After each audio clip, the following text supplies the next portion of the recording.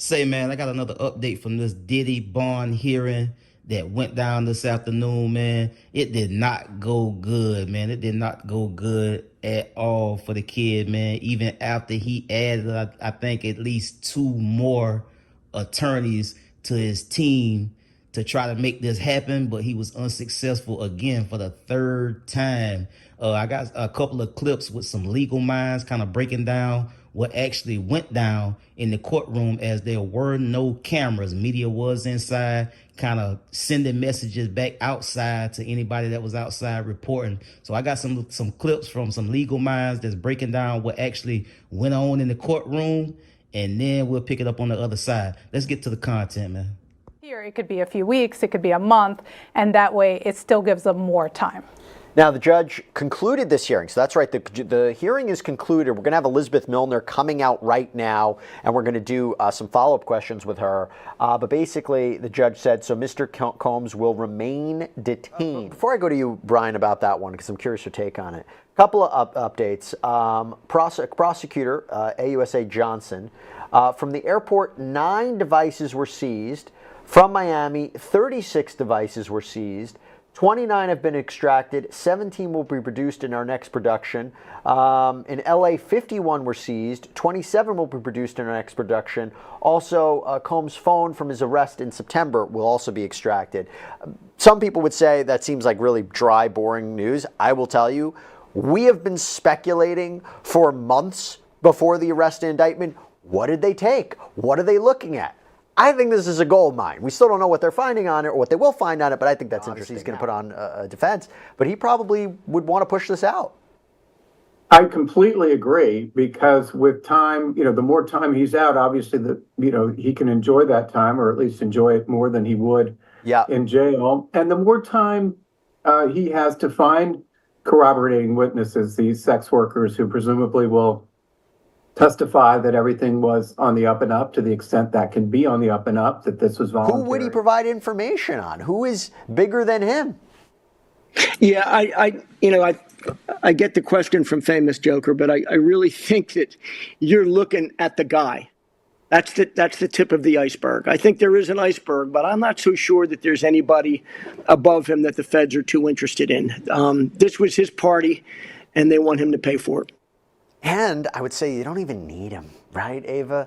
You don't even need, if so much of this is documented on videos and text messages and witness accounts, do you even need the testimony of Sean Combs? Now, of course, I would imagine taking a deal is optimal. You can save the pain of having these witnesses testify and talk about what happened to them, the expense, the time of a trial. But I also think you don't even need him as a cooperating witness, right? They want to prosecute him. Right.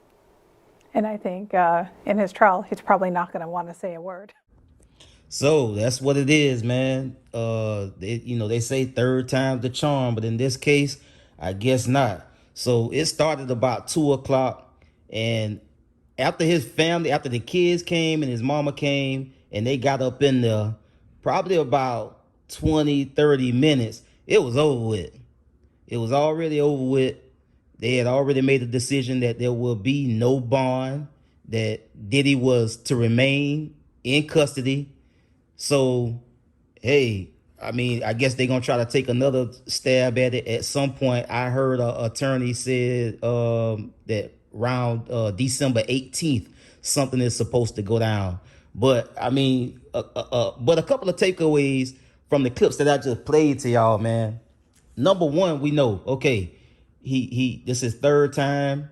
A lot of money in these attorney fees is going to get this paperwork pushed so he can try to get a bond. So that's number one. He didn't get a bond. And another thing I thought was also interesting was 106 devices that the feds are now basically doing an autopsy on to find whoever, whatever, whenever. And these are videos, these are phones, these are text messages, these are emails, the whole nine. So they basically pulling out everything that they feel is incriminating against Diddy, and they putting together these, I guess, treatment packages that kind of just roll out page for page or clip for clip of, how they building their case and what evidence they found within the devices that can be used against Puffy in trial. And also the third thing, you heard that guy said that it's nobody bigger than him, as if names has not been, haven't already been floated. I ain't gonna mention them again here, but we already done heard the higher ups names. So it is people that's higher than him, quote, executives that groomed him, potentially. So for them to just gloss over that, like he just the biggest fish. That guy said that Diddy was, the tip of the iceberg. After, we done been hearing in the news. Now, I don't know if, these top higher up people groomed him or not. I'm just saying, if y'all digging through all these emails and cell phones and pretty much breaking down his life brick for brick to try to get to what happened and who all was involved, don't exclude nobody. Even if it happened to be these higher ups that's even bigger fish than Diddy, don't exclude them because they happen to be, let's face it, white men. You dig what I'm saying? So I thought that was interesting that, that attorney said, well, I don't know if you can get any higher than him. Yeah, the hell you can. Yes, you can absolutely get higher or go higher than Diddy.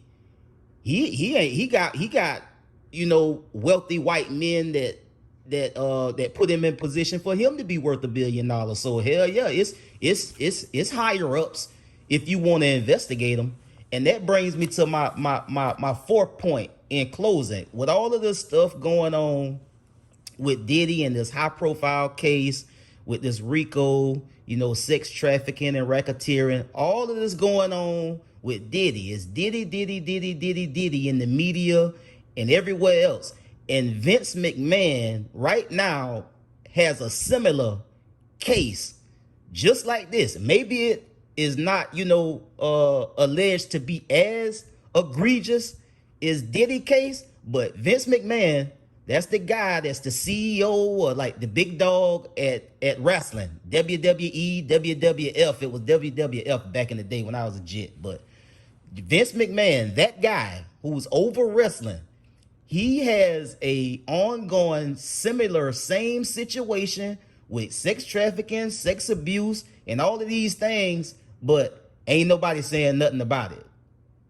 You dig what I'm saying? And I think that's the problem with this whole thing, bro. They pounce on any powerful black person and make sure that anybody that turn on the television know that this black celebrity is in court or being prosecuted or got locked up for X, Y, and Z. But when it comes to these rich and powerful white guys, I'm sorry. That just is what it is, bro. Like Vince McMahon, who up until now, have you even heard that the guy from the WWF, Vince McMahon, is right now going through a similar situation? And you probably didn't, because all the attention is on Diddy. That's all I got, man, for now, man. We'll get back up on it on the next time, man. Y'all be smooth. I'm out.